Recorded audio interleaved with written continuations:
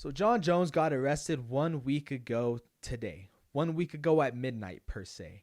And the reason why it's taken me a week to come out with an explanation on this entire situation is because I don't know what to say.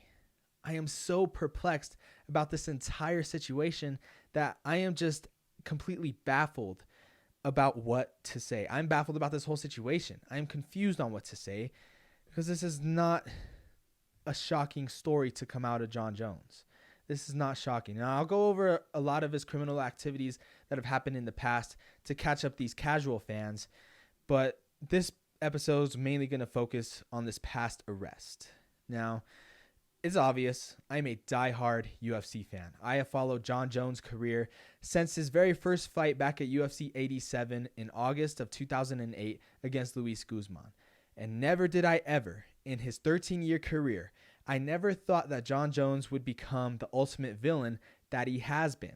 This all started back in 2011, 2012 with a lot of DWIs and DUIs. And they were kind of swept under the rug. Obviously, I didn't have social media back then, so I didn't really know what happened. So when I found out he did this back in 2011, 2012, I was like, holy shit, this is a routine thing for Jon Jones. So as I mentioned, just DWIs, DUIs, he was still able to keep his championship mentality and win fight after fight after fight against legend after legend after legend. So now we get into somewhat of the thick stuff. The main event, no pun intended, the main thing that got Jon Jones to be hated by many was the cancellation to UFC 151, where on 8 days it was announced that Dan Henderson was injured. He tore his MCL and was unable to fight on the scheduled date of September 1st, 2012. The UFC, being the amazing promotion that it is, always tries to put a stellar card together. But for that particular event, there wasn't a stellar card put together. The main event to that was Jay Huron versus Jake Ellenberger. That's not main event worthy. It's definitely main event worthy for a fight night, but not for a pay-per-view. So therefore, the UFC is trying to scramble to save the event. They call Lyoto Machida, Shogun Rua, Chris Weidman. Nobody took the fight except one, Chael P. Sonnen. The P stands for excellence. But Jon Jones didn't take the fight, advised by his trainer, longtime coach Greg Jackson. And that, with Jon Jones declining the fight against Chael Sonnen for UFC 151, it led to the first cancellation in company history. Dana White was president for 11 years, and under that 11-year tenure that he was UFC president, not one event was canceled. So it wasn't a black eye to the sport, but it was the event that definitely made Jon Jones hated. It was like, man, Jon Jones, you could have saved this event. Why didn't you? But he just took it as, all right, this fight wouldn't be something good for my career. I could possibly lose this fight. Whatever. That whole events get worked out, and then we lead to him fighting Glover Teixeira, defeating Chael Sonnen, having one of the greatest fights ever with Alexander Gustafsson, and stayed out of the news for quite a long time. After that UFC 151 saga, Jon Jones stayed out of the news until 2015. A few months after him defeating Daniel Cormier, Jon Jones was busted for cocaine. And that was the first incident that truly rocked the world of MMA and rocked the sports world. You don't really hear of an athlete, let alone a champion in any combat sport, be on cocaine. Albeit he did it before the fight, a weekend before the fight, but it was still in his system. And that was hard hitting. That rocked me to my core because Jon Jones was putting out this persona that, oh, hey, I'm this good Christian guy. I don't do anything wrong. These mistakes I've made in the past, I've overcame them by being in God's good graces. This event, this story, just made his previous statements a bunch of baloney, a bunch of malarkey. And it just truly rocked everyone to their core. The UFC ultimately landed up stripping. They didn't strip him. I'll get into that later. But they just really put Jon Jones under the microscope. What really made shockwaves throughout the MMA world was when Jon Jones got arrested in May of 2015, early May. He was scheduled to fight Anthony Rumble Johnson, and then it was found out Jon Jones was involved in a hit-and-run accident. Injured a pregnant woman, broke her arm, he fled the scene, only went back to retrieve some cash and the rest of his drugs. We all thought, per se, other athletes done some crazy things. Plexico Burress bringing a gun into the locker room. Gilbert Arenas doing the same thing. But we never heard of Jon Jones, the UFC fighter, doing this. So it was truly stunning to see a UFC champion act this way. That led to him getting his belt stripped, and we wouldn't see him for another year and a half. Then we would see him come back, capture the interim title, and we would see him fight Daniel Cormier at UFC 200 until 2 days before the event, Jon Jones tested positive for a banned substance, therefore pulling the fight off the card and suspending him for 1 whole year. At that point, we know Jon Jones being the bad guy, Jon Jones getting arrested, suspended, popped for steroids. It was a routine thing. He served his time, served the 1-year suspension. Therefore, he returned against Daniel Cormier in July 2017, winning his title back in one of the greatest fights ever, in my opinion. Then, a month after that fight, he got busted for steroids yet again. At this point, I know what you're thinking. Why is the UFC bringing him back?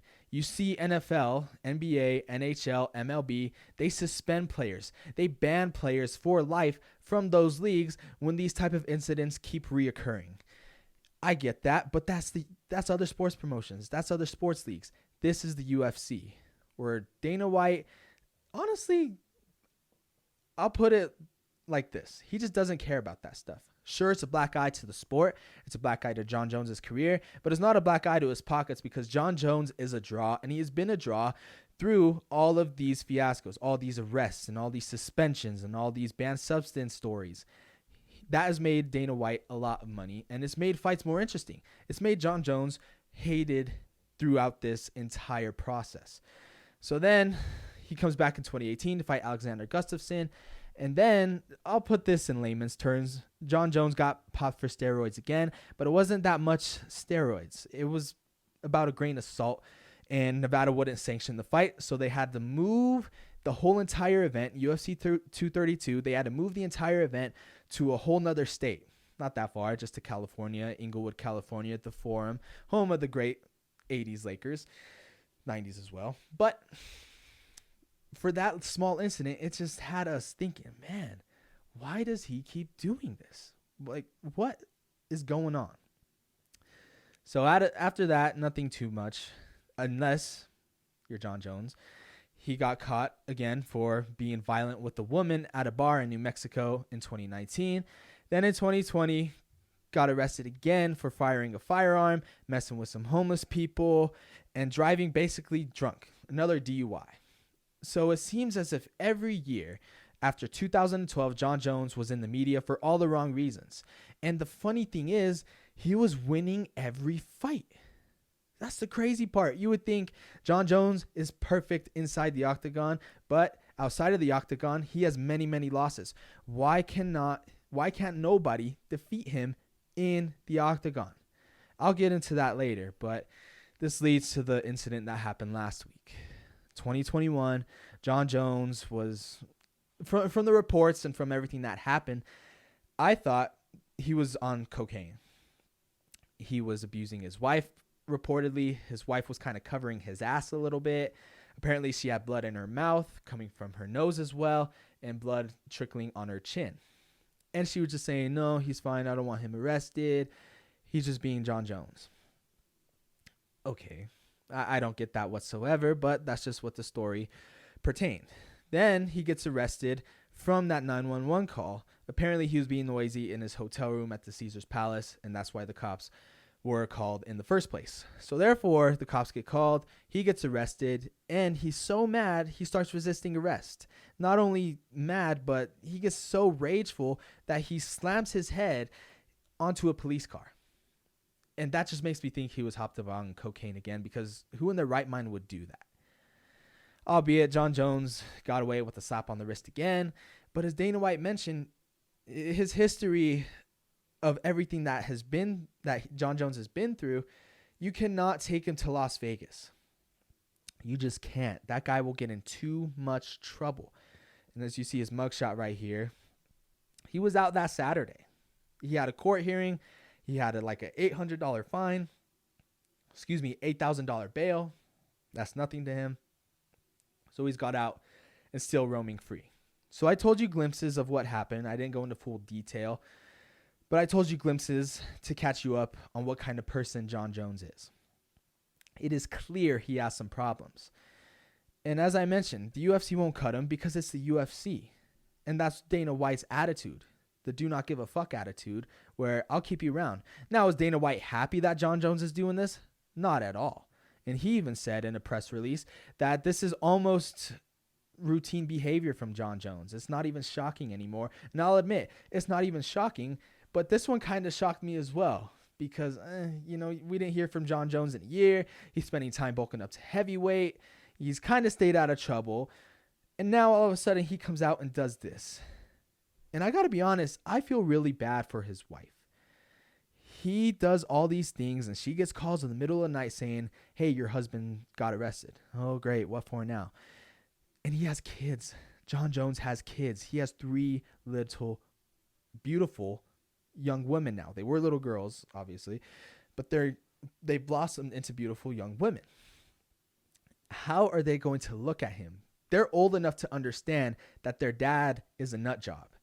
And you would think that that would change Jon Jones, that would deter him down a greater road, but it hasn't. We've seen that. And it's just truly something that we just can't seem to get a pulse on. He said he doesn't want to drink anymore. I do not believe that. I'll believe it when he actually does it. We've seen many things of him. Oh, I'll be this good person. I'll be this. I'll be that. I just think it's time that Jon Jones really starts to be the heel. He really starts to accept that I'm just this villain. I need to be the bad guy. He even said in his Hall of Fame speech, his post-media scrum, I'm going to do some illegal things that will make me hated, a la Kobe Covington, a la Conor McGregor. What does he do not even 24 hours after he gets inducted to the Hall of Fame for being in that fight with Alexander Gustafsson, one of the greatest fights of all time? What does he do? He goes and gets arrested. He does not have to try to be a heel anymore. He is already one. It's born in him. It's bled in him almost. And it's just sad that no one can really sit down and talk with him and say, don't do this stuff. And this pertains to another story where a fighter was a good friend of Jon Jones, and he said, okay, I'm not going to do this. Jon Jones, I'm not going to be your friend anymore. I know that sounds complicated. I'll explain it more like this. Former UFC fighter, former training partner of Jon Jones, tried to steer Jon Jones down a good road, but Jon Jones did not like it. I'll give an example. Say they wanted to go out and party in Vegas. This guy would be like, okay, we partied for a few hours. They're about to go to this other club. Let's just call it a night. Jon Jones would be like, no, you're lame for not doing that. You're not my friend. I'm trying to have a good time. I'm trying to have fun. But this guy knows the ins and outs of him. He knows the demons that this man has. And he was trying to get Jon Jones out of trouble. For Jon Jones to push him away and to say that he's a fake friend like that, essentially, just shows the character of this man. And my final point on this is actually really shocking to me. We see bad things catch up to people. We see bad things catch up to athletes. But in this situation, it's very, very different. As I mentioned, through all this trouble that Jon Jones was going through, his toughest fights were against Alexander Gustafsson and Dominic Reyes. 2 fights that I thought he should have lost. But ever since then, he's been nothing short of dominant. He's dominating every single opponent. Hall of Famers, Daniel Cormier, Rampage Jackson, Rashad Evans, Chael Sonnen, Lyoto Machida. The list goes on. The accolades this man has is truly undeniable. And he is in the GOAT conversation for many of us analysts. I don't call him the GOAT because of everything he's done outside of the octagon. Whereas Georges St-Pierre, he is my GOAT because he is a stand-up guy. He is a perfect role model for anybody that wants to be a champion and for anybody that really wants to turn their life around. In this situation, though, Jon Jones has not had the repercussions of losing inside the octagon. He's lost outside of the octagon for sure, but inside the octagon, nobody has handed him that piece of humble pie. Is that a good thing? Because who knows? If he loses, he may just go down on a more downward spiral than he already has. But I think, And this is why I want him just to lose so bad, because I think it will teach him the most valuable lesson of being a crazy ass, per se. He beat Chael Sonnen. He beat all those guys I just mentioned. Not one repercussion of just, he's been in close fights, but you guys get what I'm saying, right? He needs to lose, I think, because essentially he feels invincible. He feels untouchable. He's like, in the octagon, I could go party, I could do this, I could do that, and I could go out there and deliver one of the best performances of my life. And it's just insane, because we see Conor McGregor lose. We've seen him get his leg broke. We've seen all these other fighters that pertain to be a heel and lose in the octagon, and it humbled them. Whereas it has not humbled Jon Jones whatsoever. Not one bit. All in all, UFC will not cut Jon Jones. They will keep him around. But in order for him to truly turn his life around, there's one thing that needs to happen to him, and that's lose. Thank you guys for watching. Please give me a like and subscribe. Comment what's your take on the entire Jon Jones situation. Should the UFC cut him, and who should he fight in his return fight if he even gets there? Just keep continuing to like, subscribe. I'll see you all in the next one. Stay blessed. It's your boy Hollywood AJ. I am out.